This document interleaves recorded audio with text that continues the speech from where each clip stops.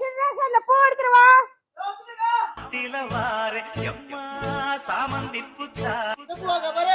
ஆமாடா மேடம் மசாலிக்கு எடுத்து பூவை போடு. சரிக்கா ஏங்க கத்துற?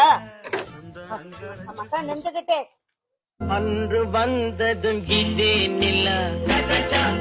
டேய் உனக்கு கண்ணாடி போட்டு என்ன பண்ற நீ வேலையை பார்க்காம? யாருக்கா? உள்ளுக்கு பூ பொண்ணியா இருக்கா? உள்ளுக்கு வேலை இருக்குடா. சரி